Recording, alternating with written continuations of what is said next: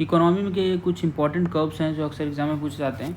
जैसे एक है फिलिप कर्व है, फिर कुजनेट कर्व है, फिर Lorenz curve, third is Lorenz curve and fourth is Laffer curve. एक और है गिनी कोएफिशिएंट, ठीक है, ये भी पूछा जाता है। तो इसको याद करने के लिए I have made a technique. The Philip नाम का आदमी अनएम्प्लॉयड हो गया। फिलिप नाम का एक आदमी था जो कि अनएम्प्लॉयड हो गया, कोविड में उसकी नौकरी चली गई। फिर अभी जाके थोड़े टाइम बाद उसकी कुजनेट नाम की कंपनी में जॉब लगी, ठीक है। जो कुजनेट में उसने जॉब क्यों करी, ताकि अपनी इनकम और इनइक्वालिटी को मैनेज कर सके, मतलब अपनी इनकम बढ़ा सके। जॉब लगेगी तो इनकम बढ़ेगी और अपनी इनइक्वालिटी को कम कर सके। तो फिर वो ऐसा करता गया। फिर वो जो कंपनी थी कुजनेट, वो एक मीटर बनाती थी इनइक्वालिटी और इनकम को मेजर करने के लिए, जिसका नाम था लॉरेंज मीटर। तो ये जो कंपनी थी ना, कुजनेट कंपनी, जिसमें काम कर रहा था अपनी इनकम बढ़ाने के लिए, तो वो कंपनी लॉरेंज नाम का एक मीटर बनाती थी। और इस मीटर में क्या चेक करते थे, लेवल ऑफ इनकम और इनइक्वालिटी। फिर पता चला उसकी अर्निंग बढ़ते गई। फिर पता चला कि ठीक है, अब सब चीज़ सही चल रहा था। तो उसकी जैसे ही इनकम एक लेवल के बाद इंक्रीज हुई, उसके ऊपर सरकार ने लैफर नाम का टैक्स लगा दिया, ठीक है, लैफर टैक्स लगाना शुरू कर दिया। तो इसका रिलेशन ये हो गया कि फिलिप कर्व क्या बताता है, फिलिप कर्व बताता है अबाउट अनएम्प्लॉयमेंट एंड इन्फ्लेशन का इन्वर्स रिलेशनशिप। अगर अनएम्प्लॉयमेंट बढ़ेगा तो इन्फ्लेशन घटेगा, और अनएम्प्लॉयमेंट घटेगा तो इन्फ्लेशन बढ़ेगा।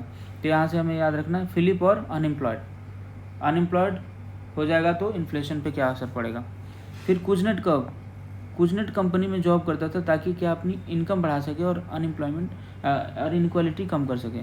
तो इसमें बोलता है कि ये जो कुजनेट कर्व है ये बताता है कि economic growth initially increases inequality followed by reduction in inequality.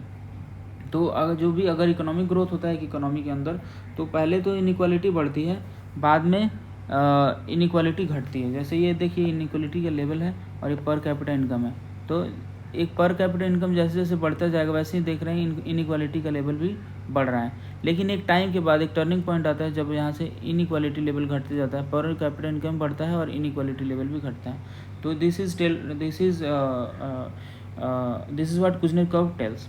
फिर उसके बाद लॉरेंज भी एक मीटर होता था जो कि कुजनेट कंपनी बनाती थी, किस लिए, इनकम और इनइक्वालिटी को मेजर करने के लिए, ठीक है। तो इनकम और इनइक्वालिटी के बीच का रिलेशनशिप बताता है कौन सा, लॉरेंज कर्व। तो लॉरेंज कर्व का ये है कि जैसे नेशनल इनकम अगर बढ़ेगा, शुरू में अगर नेशनल इनकम बढ़ता है तो क्या होता है, इनइक्वालिटी का लेवल भी बढ़ता है, ठीक है। जैसे इसमें दिस इज डिस्प्लेड कि परफेक्ट इक्वालिटी कब हो, जैसे जैसे नेशनल इनकम बढ़ेगा उसी प्रोपोर्शन में पॉपुलेशन भी बढ़ रहा है। Population from poorest to richest, मतलब ये पॉपुलेशन में प्रॉस्पेरिटी बढ़ रही है। जैसे जैसे इनकम बढ़ रहा है पॉपुलेशन में प्रॉस्पेरिटी बढ़ रही है, लेकिन ऐसा नहीं होता है। एक्चुअल में क्या होता है, इनकम ज़्यादा बढ़ता है, प्रॉस्पेरिटी कम बढ़ती है लोगों में। तो इसका रिलेशनशिप बेसिकली इनकम और इनइक्वालिटी का रिलेशनशिप कौन बताता है, लॉरेंज कर्व बताता है। इसी तरह फिर उसके बाद जैसे इसका स्टेटस ठीक हो गया तो कौन सा टैक्स लगाया, लैफर टैक्स लगा दिया था। तो लैफर टैक्स बताता है टैक्स रेट और टैक्स रिवेन्यू के बीच में रिलेशन। टैक्स रिवेन्यू, जैसे अब टैक्स बढ़ाएंगे, एक लेवल तक टैक्स बढ़ाएंगे तो टैक्स रिवेन्यू भी बढ़ेगा, लेकिन अगर बहुत ज़्यादा टैक्स बढ़ा देंगे तो टैक्स रिवेन्यू लगेगा घटने। तो this is what is telled by Laffer curve. उसके बाद एक गिनी कोएफिशिएंट भी होता है, तो ये भी measure of degree of income and inequality का मेजर है गिनी कोएफिशिएंट, और इसका रेंज होता है 0 to 1। अगर 0 है तो इसका मतलब बहुत अच्छी बात है, परफेक्ट इक्वालिटी का सिचुएशन है, लेकिन अगर 1 है तो इनइक्वालिटी का सिचुएशन है।